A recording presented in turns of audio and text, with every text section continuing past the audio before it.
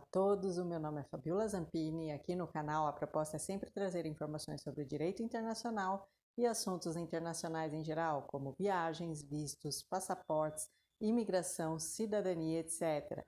Por isso, eu peço que você se inscreva aqui no canal, curta e compartilhe esse vídeo para a gente sempre te atualizar sobre esses temas.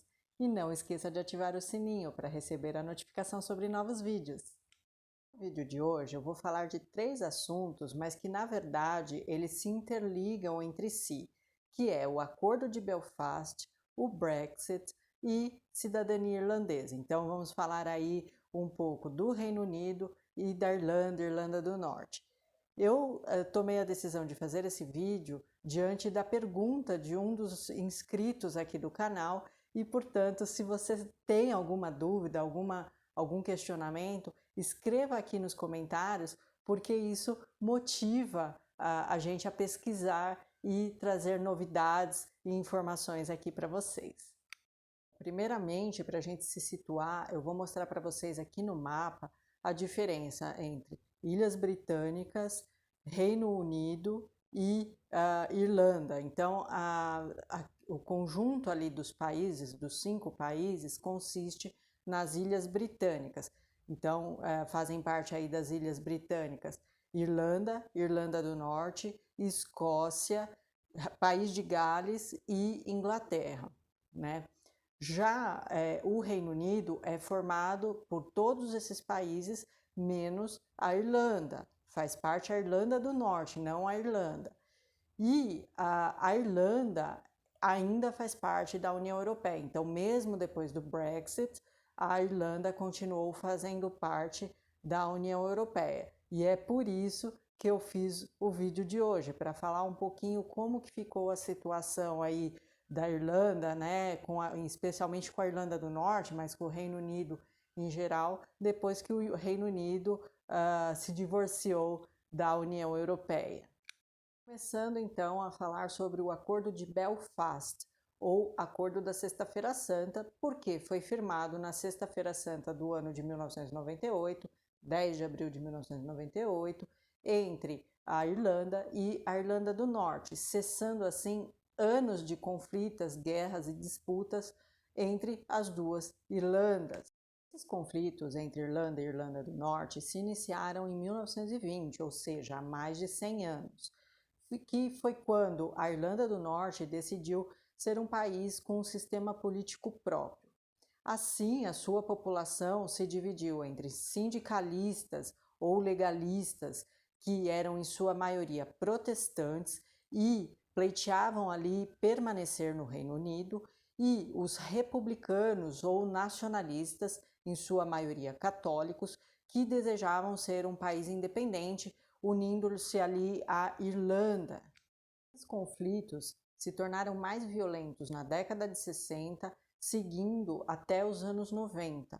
E um dos episódios que ficou mais famosos aí nessa guerra entre republicanos e legalistas foi o episódio chamado de Domingo Sangrento, onde 14 pessoas foram mortas durante um protesto ali de católicos e republicanos a favor dos direitos civis, e esse episódio inspirou inclusive a música do U2, Sunday Bloody Sunday, e que ficou muito famosa, mas foi um episódio trágico que a inspirou.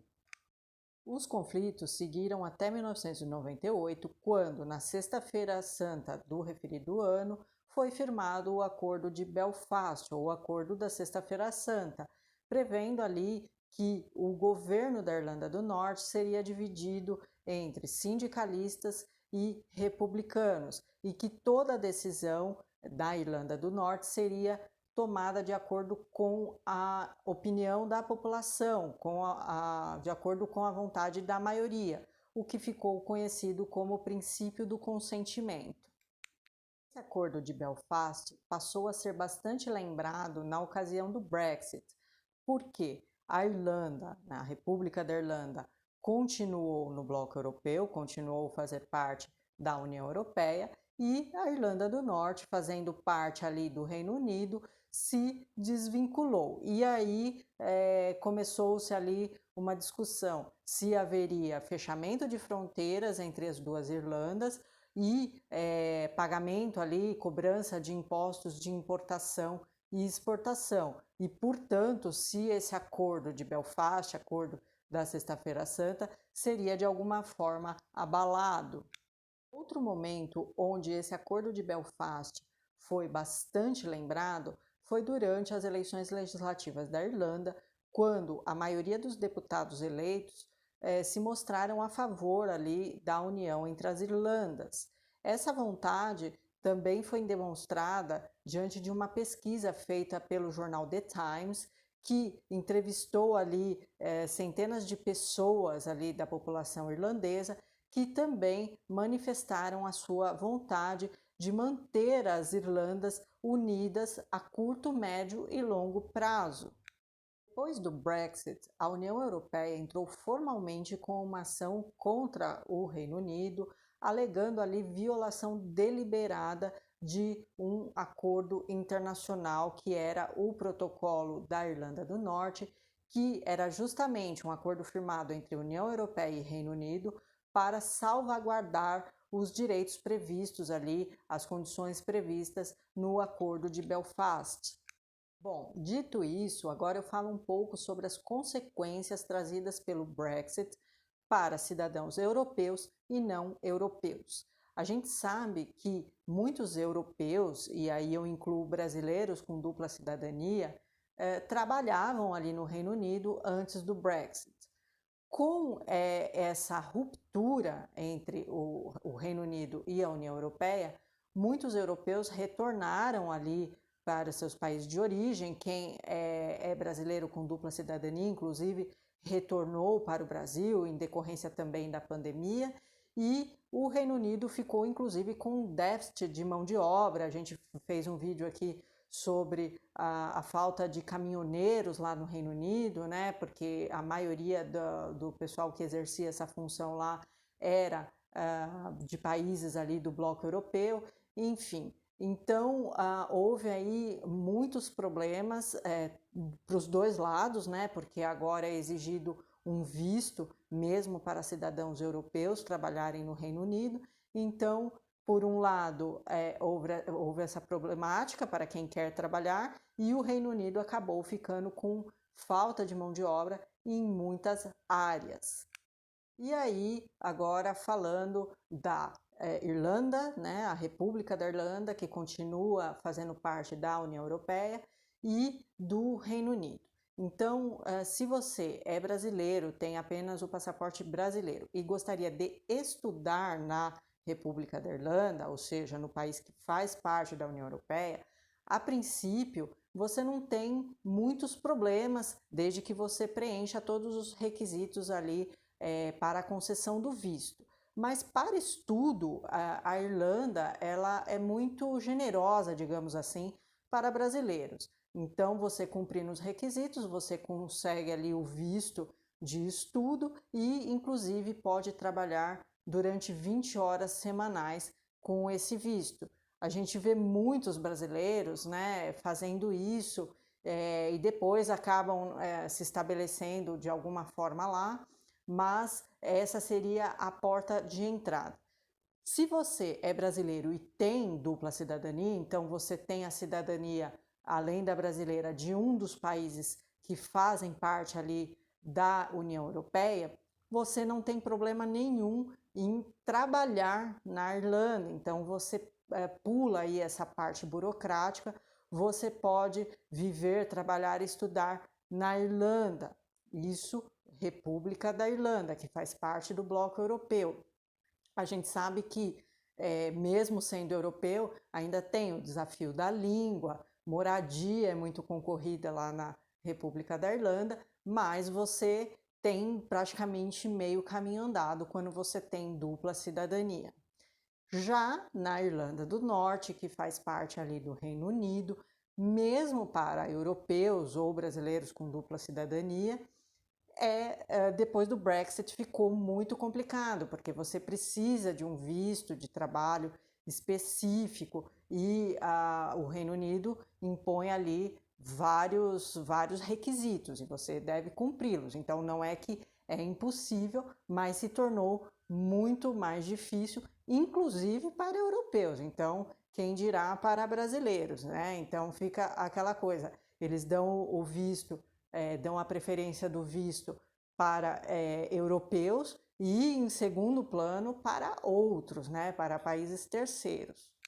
E pegando o gancho, agora eu falo sobre cidadania irlandesa e no final eu explico por que eu inseri esse assunto neste vídeo.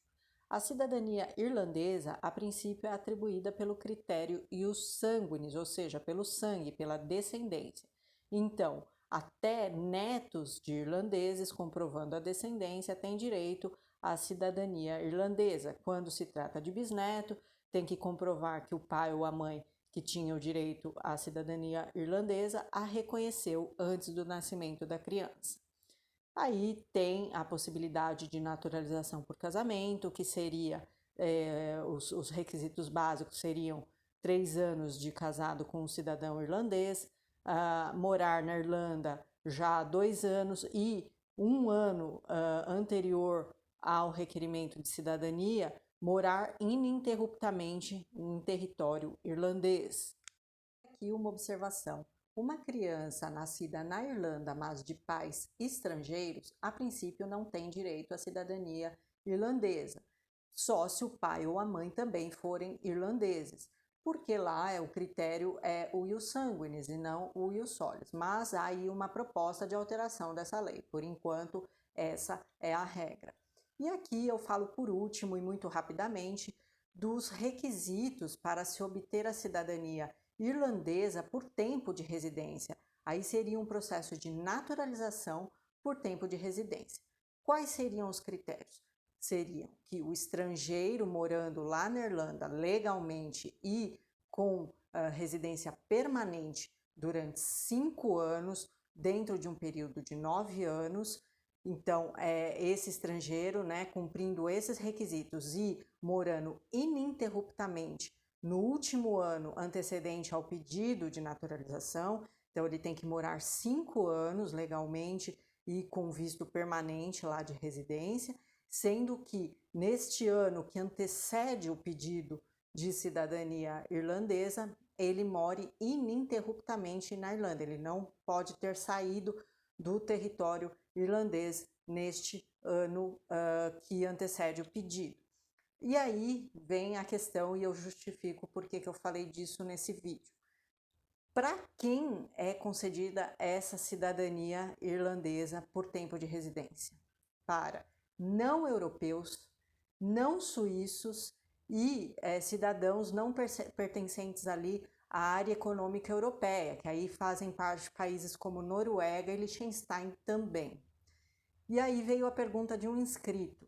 Uma pessoa que mora 5 anos em Portugal, então obtém ali a cidadania portuguesa por residência, né, por tempo de residência, é portuguesa, vai morar na Irlanda, né, e more mais 5 anos na Irlanda, já estamos falando de 10 anos. E aí ela pode obter a cidadania irlandesa e, a partir daí, trabalhar no Reino Unido, por causa do tratado aí do Acordo de Belfast, porque as duas Irlandas têm esse acordo. Então, quem é cidadão irlandês tem direito de trabalhar, morar, residir na Irlanda do Norte e vice-versa. Essa foi a pergunta da pessoa. A princípio, não, porque a cidadania irlandesa por tempo de residência só pode ser requerida para cidadãos não europeus, não suíços e cidadãos que não façam parte ali da área econômica europeia, que inclui Noruega e Liechtenstein. Então tá aí a resposta, né? Infelizmente, né, mesmo sendo aí um percurso longo, não seria possível fazer isso. Se você é brasileiro, tem um visto de trabalho ali para Irlanda e cumpre aí esses 5 anos, né, de residência dentro de um período de 9 anos, sendo que nesse último ano, antes do seu pedido, né, de cidadania, você tenha morado ininterruptamente na Irlanda, é uma boa, mas só pode fazer isso como cidadão brasileiro. Infelizmente, neste caso, não como cidadão europeu. Eu espero que você tenha gostado aqui do vídeo. Curta, comente, compartilhe. Se tiver alguma dúvida ou informação adicional, deixe aqui nos comentários. Um abraço e até o próximo vídeo. Tchau!